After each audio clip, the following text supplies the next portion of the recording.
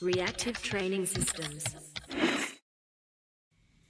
Hey guys, I've got a number of kind of quick questions here, so I want to burn through them real quick in a single video. So hopefully, if you're the one who asked some of these questions, that you're getting your answer here. And if you never knew you had these questions, I hope you get an answer as well. First question up says, why is my touch and go bench so bad compared to my pause bench?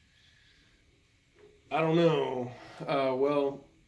My immediate guess is the major difference between your touch and go and your pause is going to have to do with the stress shortening cycle. If that is not very good, then you could see a better result from a pause bench. Usually it's not a big difference, and you have to ask yourself if that's important. Now, if you pause bench in competition, then no, it's not. I mean, it does point to a deficiency. You should be able to touch and go more than you pause. I tend not to put a lot of stock into those type of should relationships, but that's one that I think you probably ought to be able to touch and go more than you pause. So that to me is one of the very few indicators that, hey, maybe touch and go is something worth spending some time on. Now, if you do it and you look at your block reviews and you say, it's actually not associated with good bench progress, then I wouldn't waste any more time on it. That's just kind of a weird thing. You're able to pause more than you touch and go. Moving on.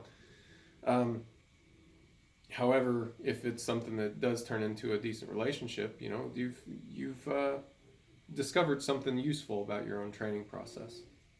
So the next question up says, do you always have to change the development cycle after the pivot? And if so, what changes? You don't have to. We have run basically the same development cycle back to back after the pivot, but that doesn't always go the greatest. I think changing the stimulus is probably the better default option. What changes? Well, a lot. You need to make your subsequent development cycles significantly different.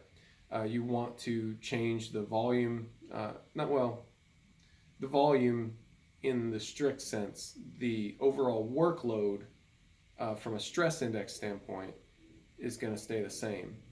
And really I ought to do a separate video talking about stress index, and we'll have to get to that. But your overall workload is going to be the same in terms of it's challenging to your ability to recover, but not too much. So what changes? Not the workload, but the volume, yes. The intensity, yes. The exercises, yes. The workout structure, the weekly template that you're using, maybe. You really ought to consider that. Changes to the overall strategy that you're using, those should change. Probably not every development cycle, but from time to time you're going to want to change those as well. Some things, in my opinion, in my experience, need to change frequently. Intensity, exercises. Other things need to change less frequently. RPEs, the overall workout structure. Other things need to change, but don't have to change very often. Things like assistance exercise strategy. So what I mean by that, if you have a movement pattern deficiency like the chest fall and the squat that I always use as an example, if you have this kind of chest fall in the squat pattern, there are certain exercises that we've identified over time that seem to help with that. And if you keep banging on those, eventually I don't think it matters that you're rotating the exercises. So pin squats, high bar squats, safety bar squats, let's say that those are your three, and you're rotating through them every development cycle, and you're changing the intensity and doing all that stuff that you should. Well, all three of those hammer the same mechanic. And I think eventually you start to adapt to that as well. So maybe getting away from that, training the chest fall avoidance mechanic for a development cycle or two is probably going to be useful for your adaptation as well. Maybe you use chains or train something completely different. do a hypertrophy block even. So what changes, it depends on the time scale that we're talking about, but a lot of things change, and you're going to want to consider when's the last time you've changed different things at different levels of the program. Hey, so I really hope you're enjoying these videos.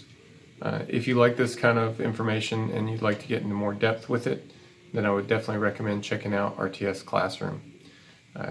Classroom is an online course that we teach. We launch a new one pretty much every quarter, and it allows us to get into a lot more depth on these topics than we're otherwise able to do, because we can teach you one concept and then build on it in subsequent videos. So if this is something that you want to get more into, you want more information on it, then I would definitely recommend checking out RTS Classroom. I think there's a variety of different courses. I'm sure that you're going to find something that you like, that you want to get more information on. So definitely check that out.